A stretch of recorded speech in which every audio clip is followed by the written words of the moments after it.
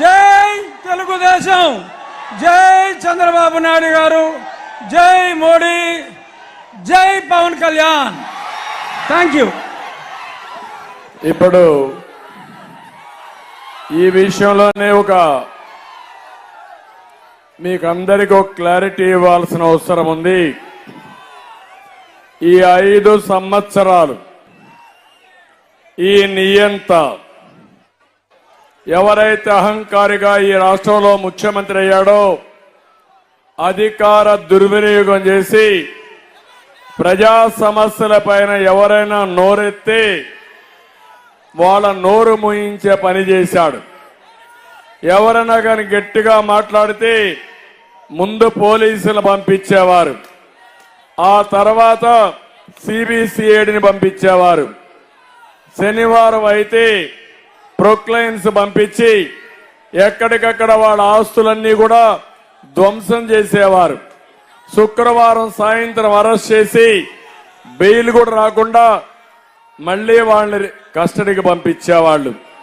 నేను 5 ఏళ్లు చూశాను, చాలా మందిని చూశాను, చాలా మందిని కాపాడాను.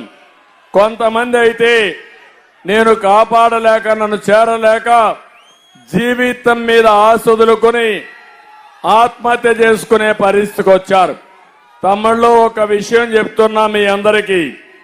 ఒక అబ్దుల్ సలీం అనే వ్యక్తి నంద్యాలలో వీళ్ళ వేధింపులు భరించలేక ఏం చేయాలనో దిక్కు తెలియకుండా చనిపోవాలని నిర్ణయించుకున్నాడు.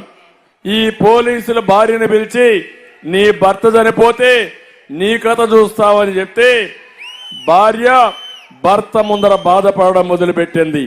నువ్వు పోతే నా మీద పడతారు, అవసరమైతే నీతో కూడా నన్ను కూడా తీసుకుపోమంటే భర్త ఆ రోజు నిర్భరం చేసుకుని ఇద్దరం చనిపోతామని నిర్ణయించుకున్నారు. కానీ మళ్ళా ఆలోచించారు, మనం ఇద్దరం చనిపోతే ఈ పిల్లలు ఏమవుతారని ఆలోచించారు. అప్పుడు ఇద్దరు కలిసి కఠినమైన నిర్ణయం తీసుకున్నారు.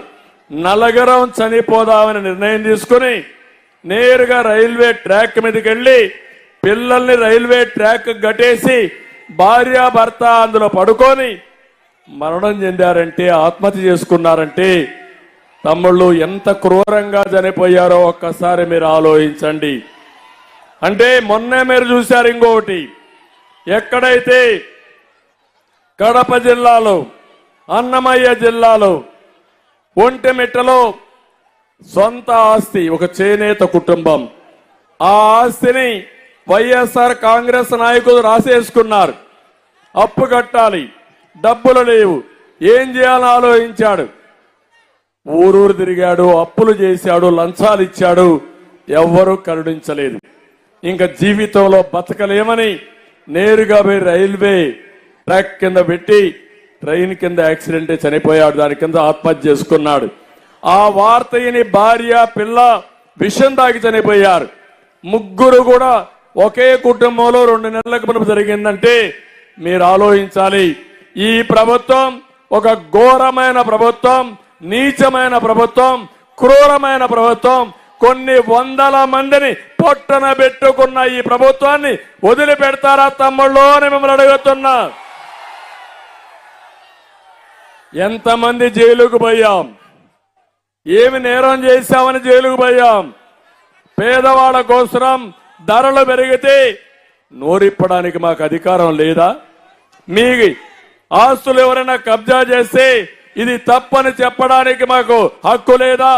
రైతుకు గిట్టుబాటు ధర రాకపోతే రోడ్డు మీదకి వస్తే మమ్మల్ని అరెస్ట్ చేస్తారా మీరు? 5 ఏళ్ళు ఇదే తంతు. ఆ తంతులో భాగమే రఘురామకృష్ణరాజు అని చెప్పి నేను మీకు తెలియజేస్తున్నా. కాబట్టి ఈరోజు పాలకొల్లు సాక్షిగా మిమ్మల్ని కోరుతున్నా, ఈ విషయం రాష్ట్రంలో ఉండే 5 కోట్ల మంది ఆలోచించాలి. ఇది నా ఒక్కడి సమస్య కాదు. నన్నేదో జైల్లో పెట్టారని నేను మీ దగ్గర రాలేదు. నా సమస్య కాకుండా ఇది ఒక రాష్ట్ర సమస్య, ప్రజా సమస్య, మీ పిల్లల భవిష్యత్తు, మీ భవిష్యత్తు అని మరొకసారి మీ అందరికీ తెలియజేసుకుంటూ, అందుకే నేను మిగిలిన విషయాలు మాట్లాడతా. రాష్ట్రం ఎంత అంధకారమైంది, అన్నిటికంటే లా అండ్ ఆర్డర్ లేకుండా, ఈ రాష్ట్రంలో ఎవ్వరికీ భద్రత లేకుండా, ఏ ప్రాణానికి కూడా భద్రత లేకుండా, ఏ ఆడబిడ్డ శీలానికి భద్రత లేకుండా, మీ ఆస్తులకు భద్రత లేకుండా పోయిందంటే అది నా ఆవేదన. అందుకే నా పోరాటం. అందుకే మిమ్మల్ని అందరినీ కోరుతున్నా, అందరూ కలిసి ముందుకు రండి. అందరం కలిసి ముందుకు పోయి రాష్ట్రాన్ని కాపాడుకుందాం. ఆ పోరాటంలో భాగంగానే 3 రాజకీయ పార్టీలు, జాతీయ స్థాయిలో ఉండే బీజేపీ,